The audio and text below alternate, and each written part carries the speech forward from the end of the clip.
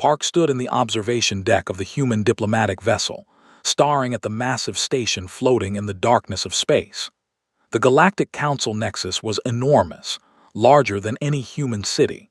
It had taken him 3 years to get this far, 3 years of endless meetings and negotiations with aliens who treated him like a child asking for candy.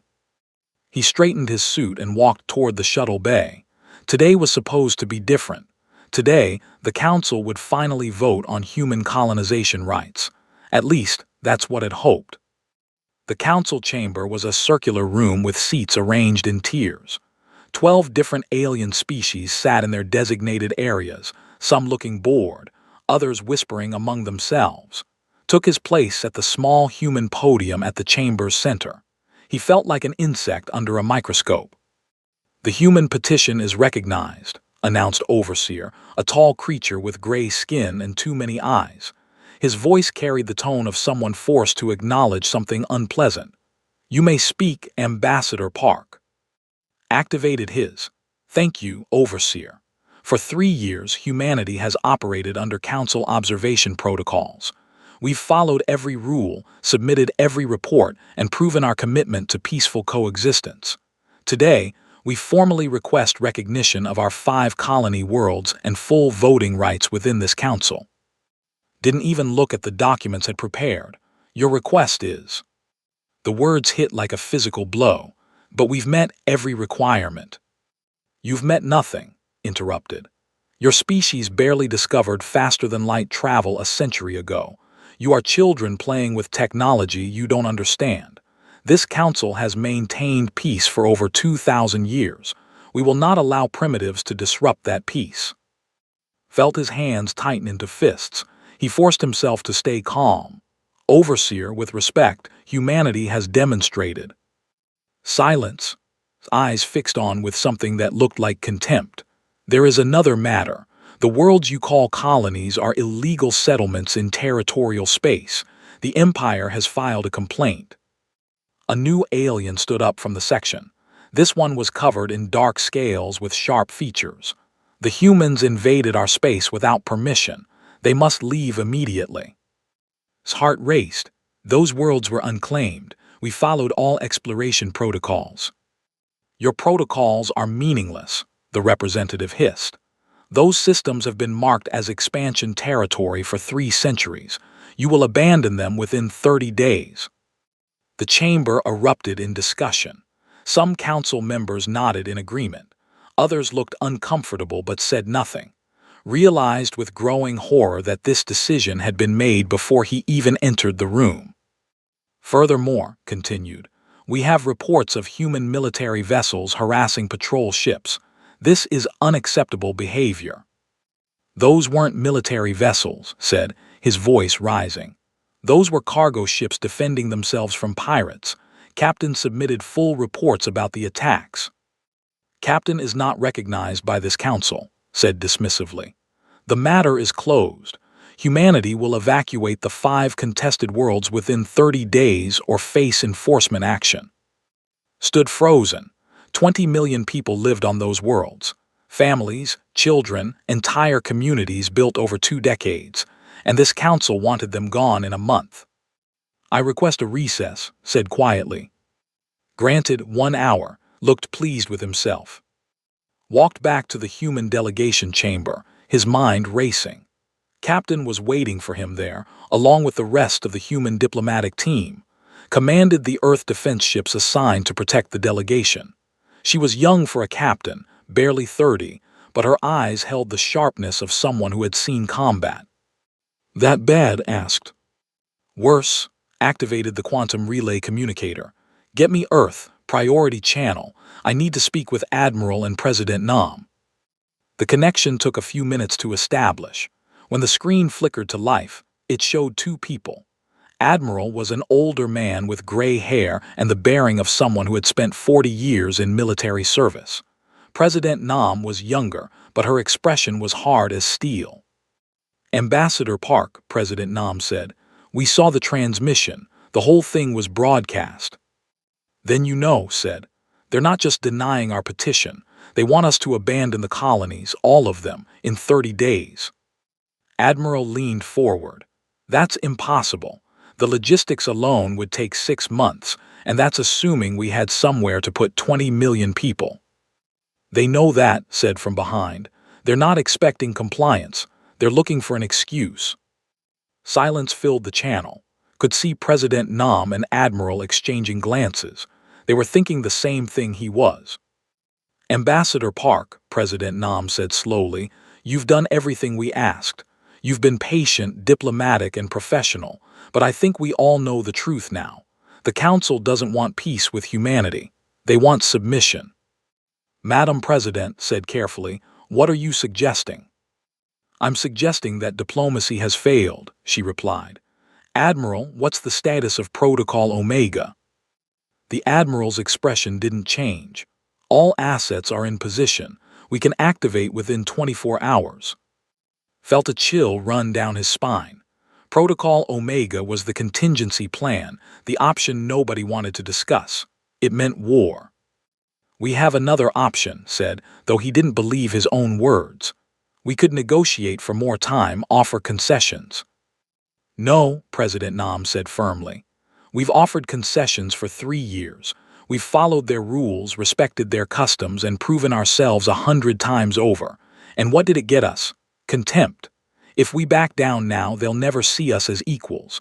They'll push until there's nothing left to push. Admiral nodded. The analysis teams predicted this outcome. The Council species have been at peace so long they've forgotten what conflict looks like. They think a show of force will make us fold. Then we need to show them they're wrong, President Nam said. Ambassador Park, you're going to go back into that chamber. You're going to deliver a message that will change everything. Listened as the president outlined the plan. With each word, he felt the weight of history settling on his shoulders. This was the moment everything changed. There would be no going back. When the hour ended, returned to the council chamber. Walked beside him, along with every member of the human delegation. They moved in formation, their faces showing no emotion. The council members looked surprised to see the entire human group, seemed annoyed. Ambassador Park, you only need. The United Nations of Earth withdraws from all council protocols, effective immediately, said, his voice clear and strong. Our colonies will not be abandoned. They are sovereign human territory, and we will defend them with every resource at our disposal. The chamber went silent, eyes widened, you cannot. Furthermore, continued, any attack on human settlements, vessels, or citizens will be considered an act of war. We will respond with overwhelming force. This is not a negotiation, Overseer. This is a notification. Humanity is done asking for permission. You dare threaten this council, stood up, his voice shaking with rage. No threat, said calmly.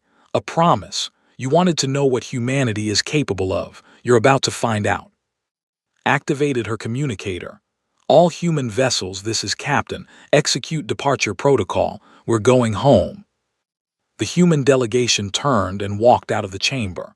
Behind them, the council erupted into chaos. Aliens shouted, demanded explanations, called for security, but the humans didn't look back. As they boarded their shuttle, looked at, no regrets. None, said, we tried peace. Now we show them why that was the smart choice. The shuttle detached from the Nexus and accelerated toward the human ships waiting in orbit. As they left, a message was already racing ahead of them at faster-than-light speed, reaching every human world, every colony, every military installation. The message was simple: diplomacy has failed, Protocol Omega is active, prepare for war. Across human space, from Earth to the furthest colonies, the response was immediate. Shipyards roared to life. Military units mobilized. Civilians prepared for the worst. And in the darkness between the stars, something stirred that the Galactic Council had never faced before. Humanity, united and angry, ready to fight for its survival. Admiral stood in the command center deep beneath Sol, watching dozens of screens showing activity across human space. Every shipyard from Mars to the outer colonies was working at maximum capacity. The sound of construction echoed through quantum channels. a symphony of industrial might that humanity had kept hidden for years. "Status report," said to his operations officer. "All military units responding to Protocol Omega activation, sir. Shipyards report production ahead of schedule. The Mars facility alone is producing 6 destroyers per week. Civilian sectors are converting to military production as planned." Nodded. For 10 years, humanity had prepared for this moment while pretending to be weak. Every cargo vessel had hidden weapon mounts. Every colony had underground bunkers and concealed defense systems. The Council thought humans were primitives playing with technology they didn't understand. They were about to learn how wrong they were. Dr. Lee entered the command center, carrying a. She was the head of Earth's Tactical Research Division, a woman who had spent her entire career studying warfare. Not the clean, theoretical warfare the Council knew, but the brutal, efficient warfare humans had perfected over thousands of years of fighting each other. "Admiral, Project Prometheus is ready for deployment," said. "All test results exceeded expectations." "Show me," replied. Activated a holographic display. It showed a missile, but unlike anything the Council would recognize. Standard Council defensive systems track incoming threats and calculate intercept courses. Prometheus uses adaptive AI to change its trajectory constantly. It can navigate through faster-than-light space and adjust its approach based on enemy countermeasures. Once launched, it's almost impossible to stop. Almost asked. "Nothing is perfect, Admiral, but our simulations show a 97% success rate against Council shield technology," smiled grimly. "They've been at peace so long, their defenses are designed to look impressive, not to actually stop a determined attack." "Studied the data. How many do we have?" "Production started 6 months ago when intelligence suggested the Council might move against us. Current stockpile is 4,000 units, with 200 more coming online every week." "Good. What about the switched displays?" "Magnetic acceleration cannons are installed on all capital ships. They fire tungsten projectiles at a significant fraction of light speed. Kinetic energy alone is enough to punch through Council armor. No explosives needed, no energy signature to detect until it's too late." Allowed himself a small smile. The Council uses energy weapons exclusively. They've forgotten that sometimes the old ways are the best ways. Across the solar system, Commander was putting his colonial marines through exercises that would have seemed insane to any Council observer. His troops practiced boarding actions in zero gravity, fighting in confined spaces, and something the Council hadn't seen in centuries: close combat with actual weapons designed to kill in personal combat. "Again," shouted as his marines repelled from a shuttle onto a mock enemy ship. "Faster! The enemy won't wait for you to get comfortable." The marines moved with precision born from endless repetition. They weren't the largest or strongest soldiers, but they worked as a unit. Every member knew their role. Every movement was practiced until it became instinct. Second in command, a veteran named Sergeant Han, approached him after the exercise. "Commander, the troops are asking questions. They want to know when we're actually going to fight." "Soon," said. "The Council will test us. They'll send a patrol, maybe a small fleet, expecting us to surrender. When that happens, we'll show them what colonial marines can do." "Think they'll try to board our ships?" asked. Laughed. "They don't even train for boarding actions. Their security forces are basically police officers. They've never faced soldiers who understand that in space combat, taking a ship intact is better than destroying it." On the colony world of Nu, civilians were transforming their peaceful settlements into fortresses. Farmers who had never held weapons were learning to shoot. Engineers were installing hidden weapon platforms disguised as communications towers. Underground bunkers that had been secretly built over the past decade were being stocked with supplies. Mayer watched the preparations from his office. The Council had given them 30 days to evacuate. Instead, they were preparing to fight. It should have been terrifying but felt strangely calm. For years, they had lived under the threat of Council enforcement. Now, finally, they could stop pretending to be helpless. His communicator beeped. It was Captain Shin, commander of the freighter Iron Resolve. Ship was one of dozens of civilian vessels that secretly carried military-grade weapons. "Mayor, we've got company," said. "Patrol Squadron, 6 ships. They're demanding we surrender and prepare for inspection." "Are they in weapons range?" asked. "Not yet. They're being cautious. Probably think we'll just give up." Made a decision that would echo through history. "Captain Shin, you are authorized to engage. Show them that humans don't surrender." Smile was audible in her voice. "Understood, Mayor. Iron Resolve out." The Iron Resolve looked like a standard cargo vessel, bulky and slow. The ships approached with arrogant confidence. Their commander broadcast a message demanding immediate surrender, listened patiently, then activated her weapon systems. Hidden panels on the Iron Resolve's hull slid open. Missile pods deployed. Turrets emerged from concealed positions. In the seconds it took the commander to realize what was happening had already fired. The missiles weren't like anything they had seen before. They accelerated hard, then split into multiple warheads. Projectiles followed, moving so fast they were impossible to track. The shields flickered and died under the onslaught. 3 ships exploded in the first 10 seconds. The remaining 3 tried to run but had positioned the Iron Resolve perfectly. Her second volley caught them as they turned. More missiles, more fire. The ships had energy weapons that could melt armor given time, but they never got the chance to use them. 4 minutes after the engagement began, 6 ships were debris clouds. The Iron Resolve hadn't taken a single hit. Broadcast her report on all frequencies, knowing the Council would intercept it. "This is Captain Shin of the Iron Resolve to any Council forces. We are not your subjects. We are not your inferiors. And we will not surrender. If you want our colonies, come and take them. We'll be waiting." The message reached the Galactic Council Nexus within hours.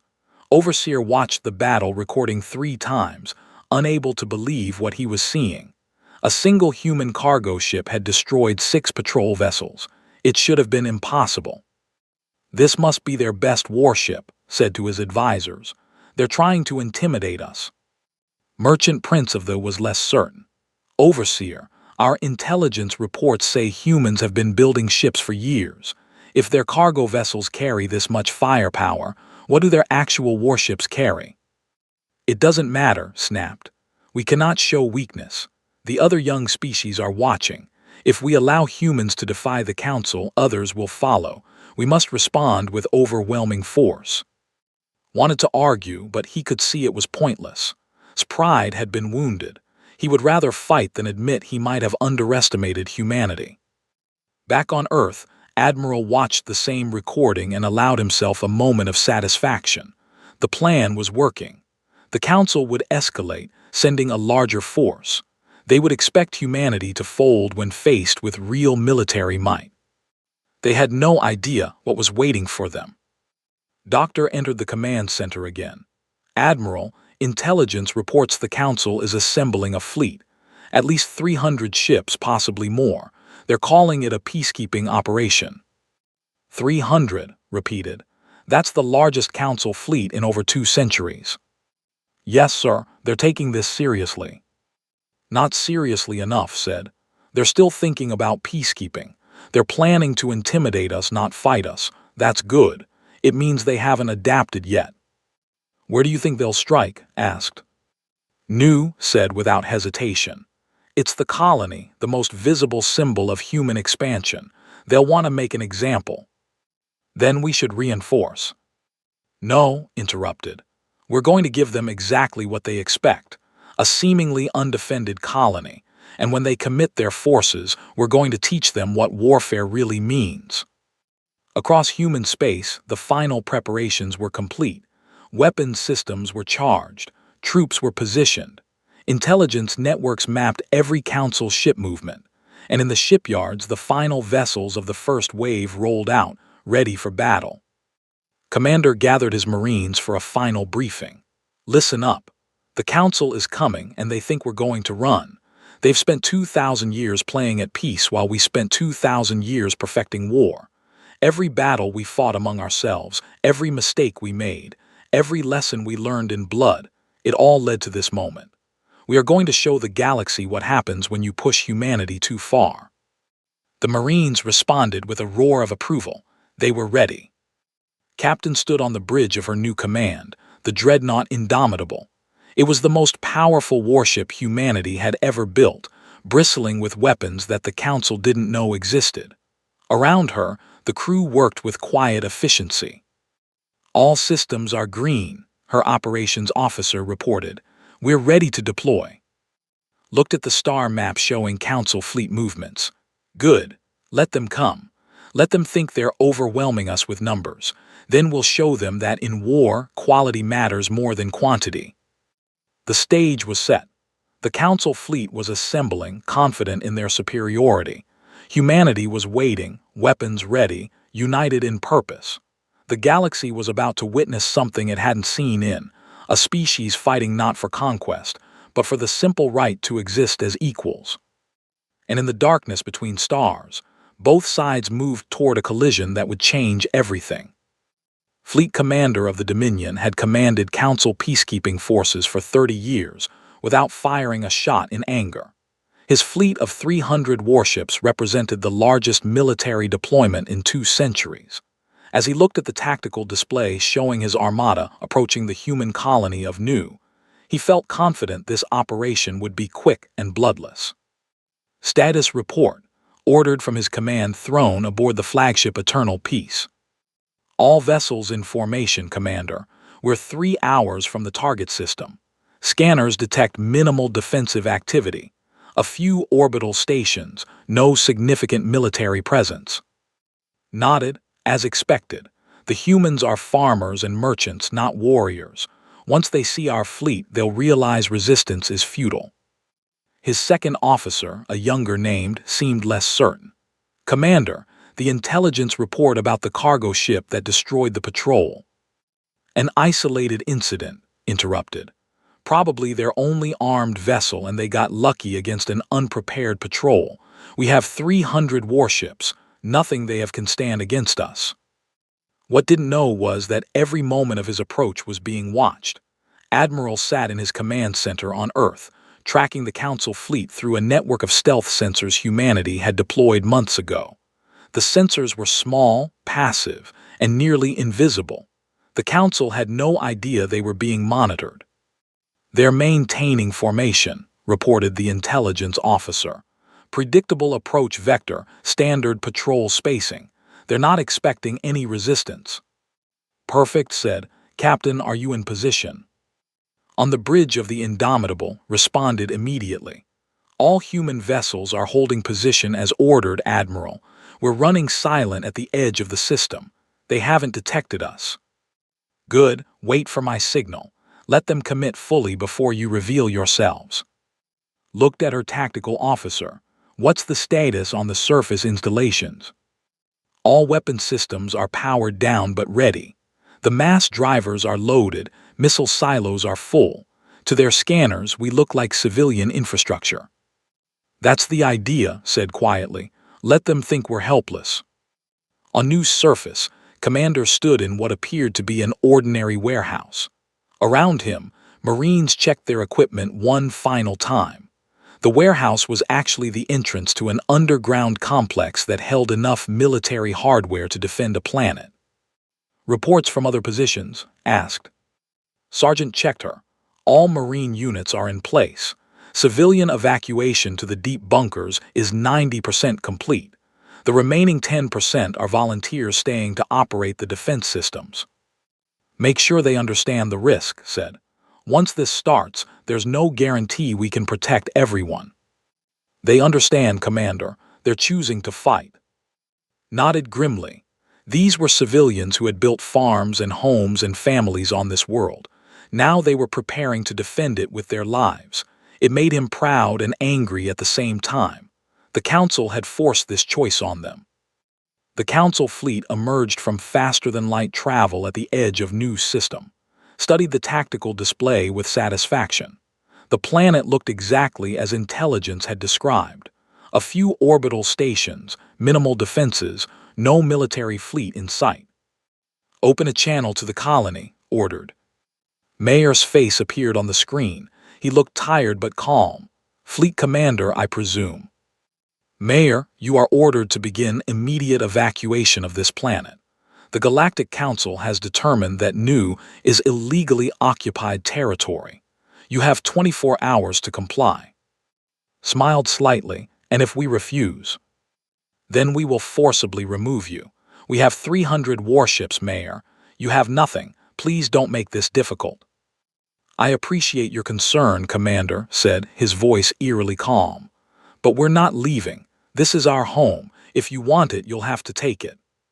Felt a flash of irritation. "You're condemning your people to death for nothing. We will establish orbital bombardment positions and destroy your infrastructure until you have no choice but to evacuate." "You can try," said, then cut the transmission. Stared at the blank screen in disbelief. The fool. He actually thinks he can resist. Very well.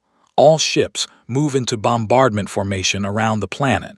Prepare to target military installations only. We'll avoid civilian casualties if possible. The Council fleet began moving into position, spreading out in a wide orbit around Nu. It was a textbook formation for orbital control, one that had practiced dozens of times in simulations. Every ship had overlapping fields of fire. Any vessel trying to escape would be caught in a crossfire. It was also exactly what Admiral had predicted. "They're deploying as expected," the intelligence officer reported. "Formation Delta 7 from the Council Tactical Manual." "They really do fight by the book," said with a trace of amusement. "Very well, Captain, you may begin." On the surface of Nu, Commander received the signal. "All units weapons free, show them what we've built." The planet's surface erupted with fire. What the Council had thought were civilian communication towers suddenly revealed themselves as mass driver cannons. These weren't energy weapons that would give warning before firing. These were magnetic accelerators that launched solid tungsten projectiles at tremendous speed. There was no flash of light, no energy signature to detect, just kinetic death moving at orbital velocity. The first volley caught the Council completely by surprise. 12 ships died in the first 30 seconds, their shields and armor simply smashed through by projectiles moving too fast to track or intercept. Alarms began blaring across the Council fleet. "We're under attack," shouted. "Multiple ground installations firing. They're using kinetic weapons." Couldn't believe what he was seeing. "Return fire, target those installations." But before the Council ships could respond, the second wave hit. Hidden missile silos across the planet's surface opened and launched thousands of missiles. Not dozens, not hundreds, thousands. The missiles didn't fly in straight lines. They weaved and dodged using the same adaptive AI that Doctor had developed. Council point defense systems tried to track them and failed. The missiles were too many, too fast, and too unpredictable. More Council ships exploded. Watched in horror as his carefully organized formation fell into chaos. "All ships evasive maneuvers," he ordered. "Get out of bombardment range." That's when gave her order, "All ships and engage." Across the system, dozens of human warships appeared. They had been hiding in silent running mode, virtually invisible to Council sensors.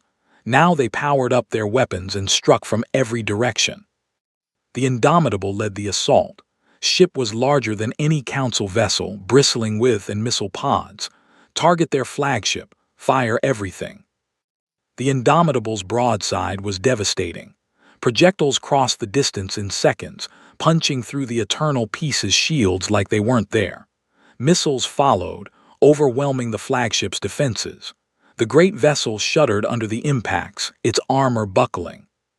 Gripped his command throne as the ship rocked. "Damage report." "Shields are down. Hull breaches on multiple decks. We've lost half our weapon systems." "How is this possible?" muttered. "They're supposed to be primitives." Across the battlefield, the Council fleet was dying. Human ships were smaller but faster, more maneuverable, and far more heavily armed than intelligence had suggested. More importantly, the human crews fought with a coordination and aggression that the Council forces couldn't match. Captain, now commanding a squadron of raiders, picked off stragglers with brutal efficiency. Her ships worked in packs, surrounding individual council vessels and destroying them before they could call for help. When she ran out of missiles, she used. When those overheated, she rammed damaged enemy ships, her reinforced hull punching through their weakened defenses. Commander watched the battle from the surface and saw his opportunity. Several council ships, damaged and disoriented, were trying to retreat but couldn't get their faster-than-light drives working properly. They were perfect targets. Marines, prepare for boarding action, ordered. Launch assault shuttles, we're taking those ships. The shuttles were designed to look like escape pods, small and harmless. The council ships didn't even try to shoot them down, assuming they were civilians fleeing the battle. By the time they realized the truth, it was too late. Shuttle magnetically clamped onto the hull of a council cruiser. His Marines cut through the outer hull with plasma torches and poured into the ship. The council crew had security officers, but they were trained for law enforcement, not combat. They carried stun weapons designed to subdue unruly civilians. The human Marines carried weapons designed to kill enemy soldiers. The fight was brief and brutal. His team moved through the ship with practiced efficiency, clearing compartments and securing vital areas. The council security forces tried to mount a defense at the bridge, but they had no experience with this kind of fighting. Within minutes, stood on the bridge of a captured council cruiser. "Ship secure," he reported to Admiral. "Minimal casualties on our side. We've got prisoners and an intact vessel full of council technology." "Excellent work, Commander," responded. "Continue operations. We want as many ships intact as possible." Fleet Commander realized with growing horror that the battle was lost.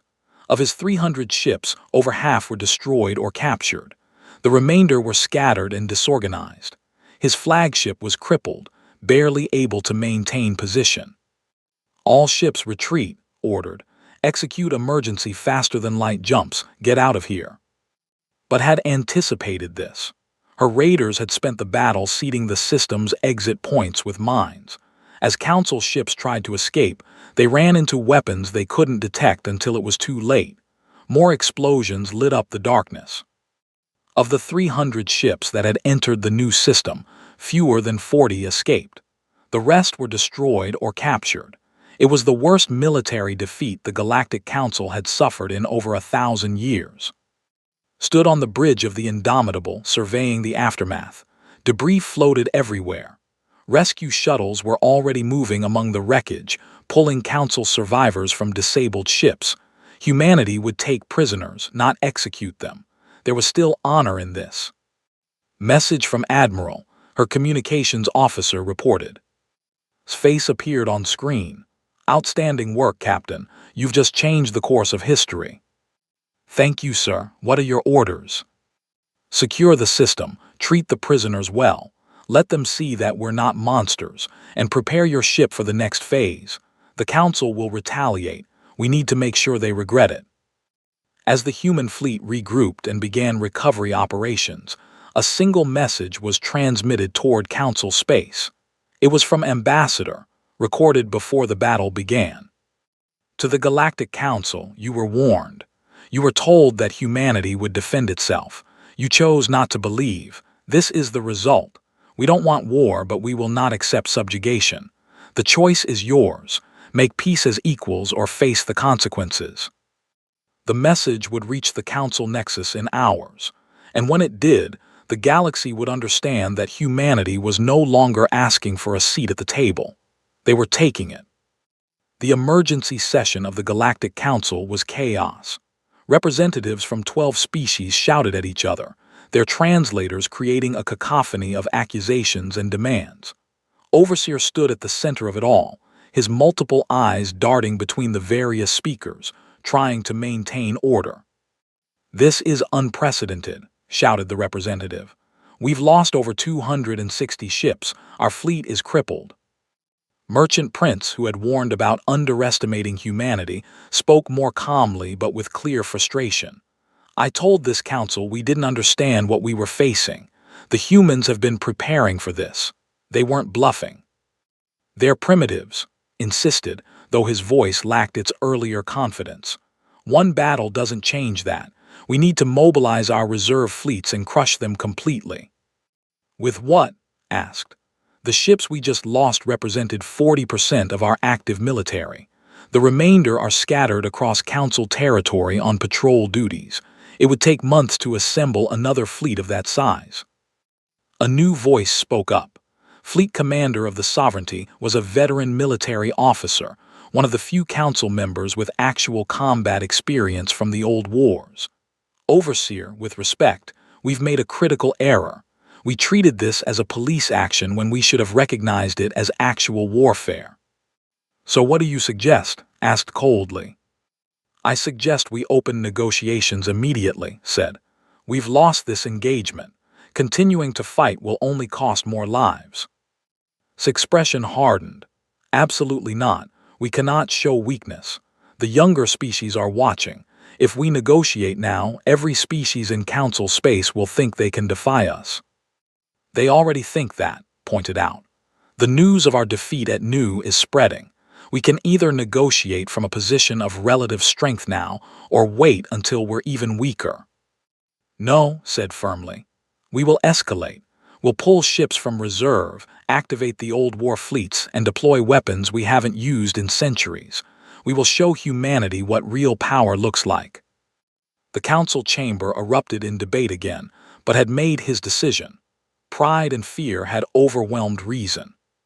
Admiral watched the intercepted council transmissions and shook his head. They're going to escalate, just as predicted. Doctor stood beside him, reviewing intelligence reports. Council reserve fleets are being activated. They're also moving weapons from secured storage. Our analysis suggests they're preparing to use biological weapons and orbital bombardment protocols. War crimes, in other words, said quietly. By their own laws, yes, but desperation makes people do terrible things. Turn to his strategic planning team. We can't give them time to organize. We need to strike now, hit them hard, and make them understand that escalation only makes things worse for them. What targets do we have? The intelligence officer brought up a star map. Council logistics hubs here, and here. These supply the majority of their fleet operations. If we take them out, their ships can't refuel or rearm effectively. Do it, ordered. Captain, you'll lead the strike on the primary hub. Captain, take your raiders and hit the secondary locations. Make it fast, make it clean, and get out before they can respond. Across human space, strike forces mobilized. These weren't the defensive battles at Nu. This was offensive warfare, taking the fight to the enemy. His task force consisted of 20 warships, all equipped with the new faster-than-light missiles Doctor had developed. Project Prometheus was about to see real combat testing. Target is the Council Logistics Station at 5, briefed her captains. This station services 30% of the Council's Eastern Fleet. We're going to destroy it, but not before we give the civilians time to evacuate. We're not monsters. Her ships dropped out of faster-than-light travel at the edge of the system. The logistics station was enormous, a massive orbital complex with docking facilities for hundreds of ships. It was also lightly defended. The Council had never expected anyone to attack their support infrastructure. Send them a message, ordered. Give them 30 minutes to evacuate all non-essential personnel. The station commander initially refused, but when human warships began targeting the station's defensive platforms with surgical precision, destroying them without harming the main structure, he realized this wasn't a bluff. Evacuation shuttles began launching.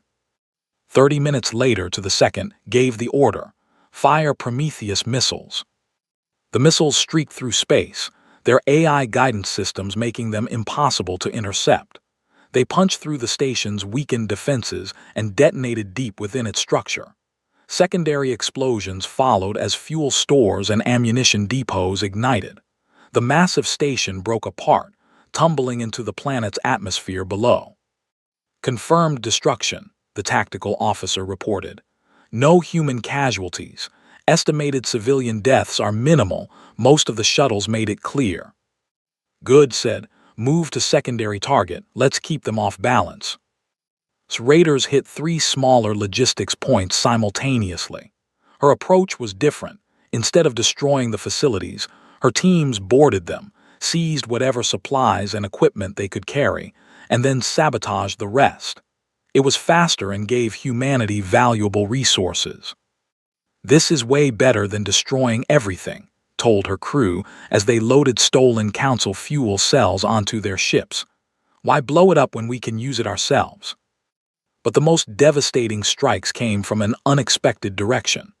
Ambassador, no longer constrained by diplomatic protocols, began meeting secretly with representatives from other species. He brought evidence that the Council had been hiding for centuries.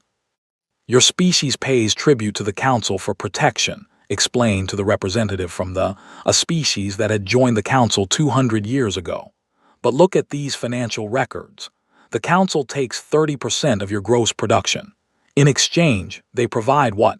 Ships you never use, protection from threats that don't exist."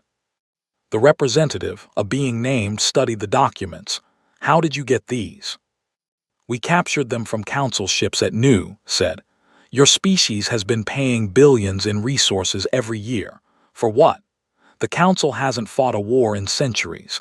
They've been living off your tribute while providing nothing in return." Looked troubled. "If this is true." "It is true, and you're not the only ones. The Council has been exploiting every member species that joined in the last 500 years. The older species, the founding members, they take everything and give nothing." Over the following weeks, met with representatives from 6 different species. He showed them evidence of corruption, exploitation, and lies. Some refused to believe him. Others started asking uncomfortable questions of their own governments. The Council's unity began to crack. On the military front, Commander was pioneering a new kind of warfare. His Marines infiltrated Council-aligned worlds not to attack civilians, but to sabotage military installations. They moved like ghosts, striking and vanishing before security forces could respond. On the home world, his team destroyed a major communications relay that coordinated fleet movements across 3 sectors. They did it without a single civilian casualty, but the strategic impact was enormous. Council ships in those sectors lost coordination, making them vulnerable to human attacks. "This is what we're good at," told his team after the mission. "We've been fighting insurgencies and counterinsurgencies for thousands of years. The Council doesn't even have a word for guerrilla warfare in their language. They literally don't understand what we're doing." But the Council was learning, slowly and painfully. Fleet Commander, given emergency military authority, began adapting Council tactics. He abandoned the rigid formations that had failed at New and started using more flexible strategies. He also pushed for the deployment of forbidden weapons. "The biological agents are ready," reported to Overseer. "We can deploy them against the human colony on New, 3 million civilians. Their deaths will show humanity we're serious." Hesitated. Using biological weapons violated every Council law about warfare. But humanity had humiliated the Council, destroyed their fleets, and turned other species against them. Pride and desperation made the decision. "Do it," said quietly. "Make them pay." Human intelligence detected the preparation almost immediately. Admiral stared at the reports with cold fury. "They're going to gas an entire colony. 3 million people." "New is too far away," the tactical officer said. "We can't get the main fleet there in time to stop them." "Then we send what we can," said. "And while they're focused on committing murder, we hit them where it really hurts. Doctor, how many ships can we get to New?" "Maybe 7, if Captain pushes her engines to the limit." 7 ships against 50, said. "Not good odds." Admiral's voice came over the comm. "I don't care about the odds. Those are our people. We're going." Nodded. "I know. Go save them, Captain. Meanwhile, I'm going to make sure the Council regrets this decision." As Small Fleet raced toward New, prepared something unprecedented. He was going to attack the Galactic Council Nexus itself, not to destroy it, but to capture it. to drag the Council leadership before the entire galaxy and show them for what they were. This violates every rule of warfare, Doctor said. So does gassing civilians, replied. They want to play dirty, fine. We'll show them what humanity does when we stop playing nice. The pieces were moving into position. At Nu, a desperate defense was about to begin. At the Council Nexus, the most audacious military operation in human history was being prepared, and across the galaxy, the cracks in Council authority were spreading. The war was entering its final, most dangerous phase, and the Council was about to learn that when you push humanity too far, they don't just push back, they push through. Captain pushed the Indomitable beyond its design limits. The ship's engine screamed in protest as she demanded maximum speed toward Nu. Behind her, 6 other warships struggled to keep up. They were racing against time, and time was winning. Status on the Council fleet, asked. 50 ships under Fleet Commander approaching Nu from the opposite vector. They'll arrive 4 hours before we do. The tactical officer's voice was grim. Captain, even if we arrive on time, 7 ships against 50. I know the math, interrupted. But those are our people down there. 3 million civilians who are depending on us. We don't get to decide the odds are too bad and walk away. On Nu's surface, Mayer was evacuating everyone she could.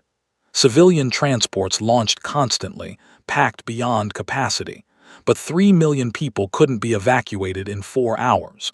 Maybe not even in 4 days. How many can we save? Asked her emergency coordinator. At current rates, maybe 500,000 before they arrive, the rest. The coordinator couldn't finish the sentence. Looked at the evacuation displays. So many people, so many families, she activated the colony-wide communication system. This is Mayer, I'm not going to lie to you. The Council is coming with biological weapons. We can't evacuate everyone in time. But Captain is on her way with our fleet. They're going to try to hold them off. If you can get to the transports, go. If you can't, get to the deep shelters. They're not designed for this, but they're all we have. The colony's response surprised even. Instead of panic, people organized. Those near the spaceport helped load transports. Engineers reinforced shelter systems. Volunteers armed themselves with whatever weapons were available. Nu wasn't going to die quietly. Fleet Commander watched the human colony on his tactical display. His orders were clear. Deploy the biological agents, eliminate the population, make an example that would break human resistance. Part of him was disgusted by the orders, but he had sworn an oath to the Council. Status of the biological weapons, asked. Armed and ready, Commander. We can deploy from orbit. The agents will spread through the atmosphere within hours. Death toll will be nearly total. Nodded slowly, and the human fleet. 7 ships still 4 hours out. They can't stop us.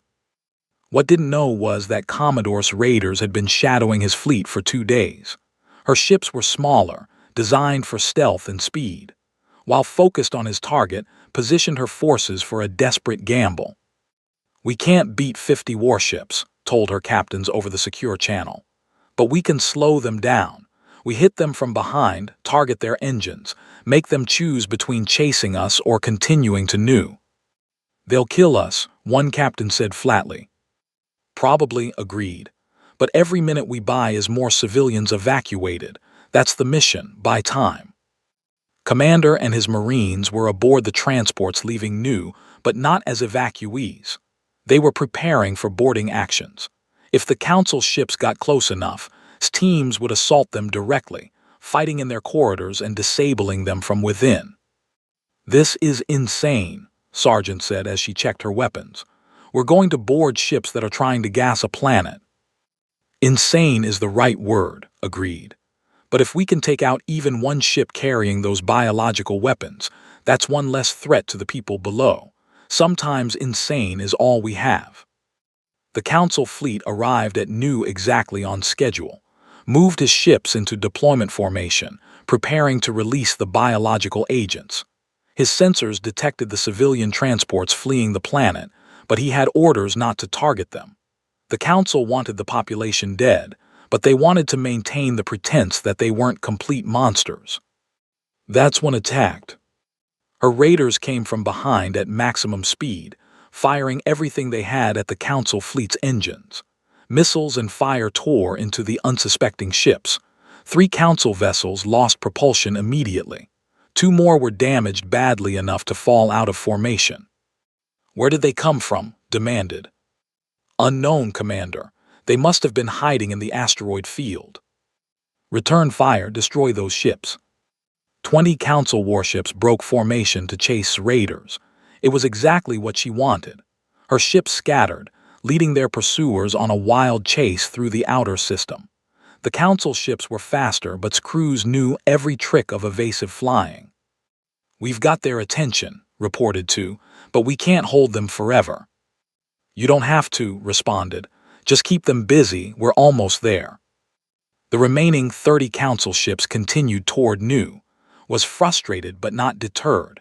30 ships were more than enough to deploy the biological weapons. "Prepare to release agents on my mark," ordered. That's when assault shuttles launched from the fleeing transports. The Council ships were focused on the planet, not expecting attack from what they thought were civilian evacuation craft. The shuttles latched onto 3 Council vessels before anyone realized what was happening. Marines cut through hull plating and poured into the Council ships. They had one mission: find and disable the biological weapon systems. The fighting was vicious. Council security forces were better prepared this time, but the Marines fought with desperate intensity. Every second they delayed was more time for civilians to escape. On one ship, himself led the assault on the weapon control room. The Council officers inside tried to activate the biological weapons manually, but his team breached the door and stopped them. In the firefight, took a hit to the shoulder but kept fighting. They disabled the weapons system with explosives, making the entire payload inert. "One down," reported through gritted teeth, "but I'm reading 30 more ships out there." "Help is coming," Admiral's voice responded. "Hold position." At that moment, the Indomitable and its 6 companion ships dropped out of faster-than-light travel at the edge of the system, assessed the tactical situation in seconds. Raiders were being hunted by 20 ships. The Marines were fighting aboard 3 more, and the remaining Council forces were preparing to gas the planet.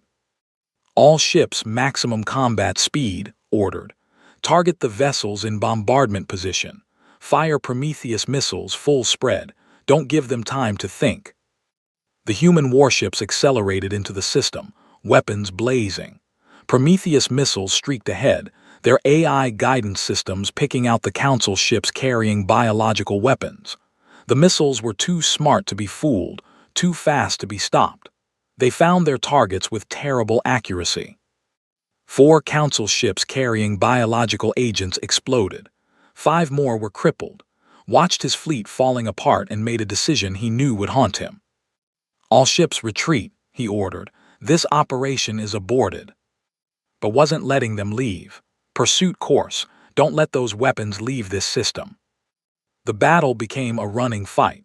Human ships chased Council vessels, destroying any that carried biological agents.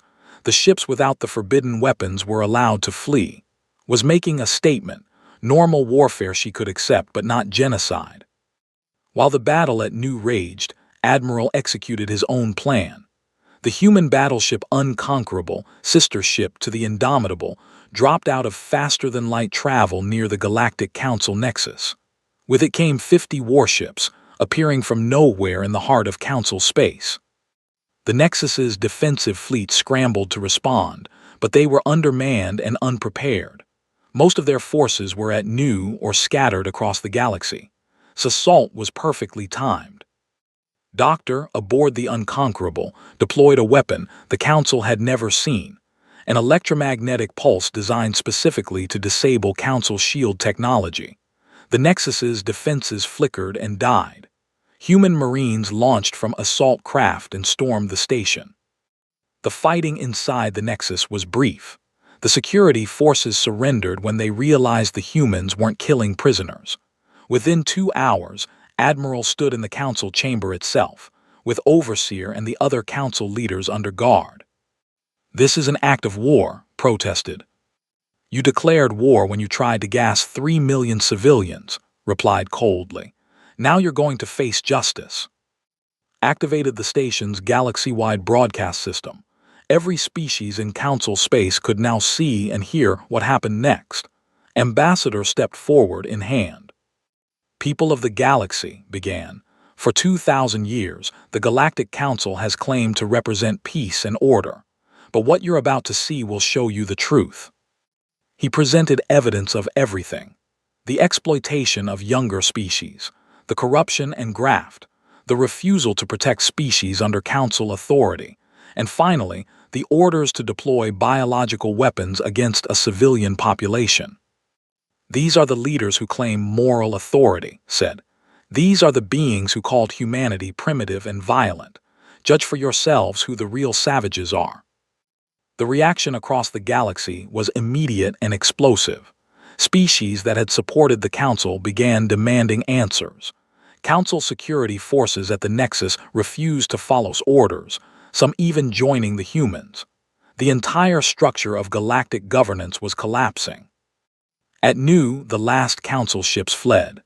Its fleet had destroyed or captured every vessel carrying biological weapons. The colony was safe. As the all-clear sounded, 3 million people emerged from shelters and watched the human warships in orbit, their protectors. President Nam arrived at the Nexus 3 days later aboard a diplomatic vessel.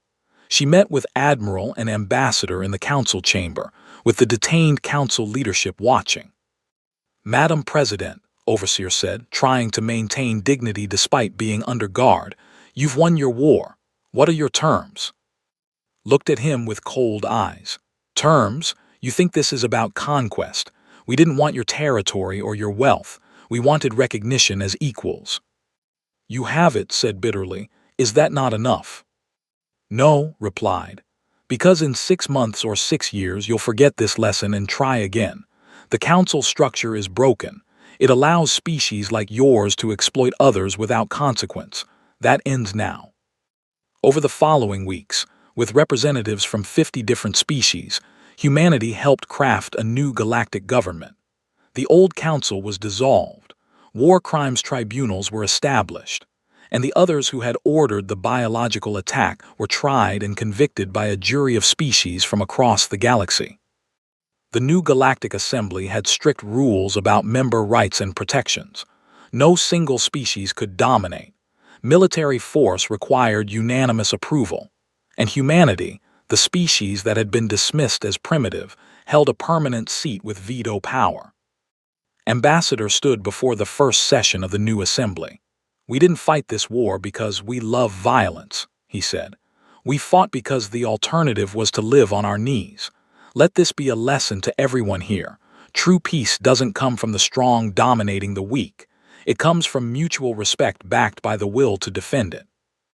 Admiral retired after the war, having achieved a military victory so complete that no one could question humanity's capabilities. Captain became the youngest fleet commander in human history, respected even by former enemies. Commander returned to civilian life, but spent his time teaching military history, making sure future generations understood the price of peace. Doctor continued her research, but now in cooperation with scientists from across the galaxy. The weapons she had created to win the war became the foundation for defensive systems that protected all species equally. Captain became an instructor at the new Joint Military Academy, where officers from different species learned together. She taught them that warfare wasn't about hatred or conquest, but about protecting what mattered. On new, children returned to schools and playgrounds. The colony rebuilt, stronger than before.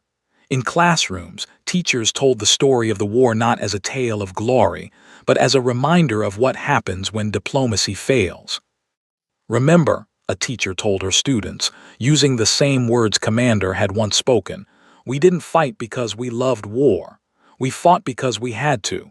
Peace is not the absence of the capacity for violence. Peace is the choice not to use it, made by those strong enough to do so. The galaxy had changed. The old order of enforced submission was gone, replaced by something built on mutual respect. Humanity had earned its place among the stars, not through begging or compromise, but by showing that some things are worth fighting for. And across the galaxy, every species understood a simple truth.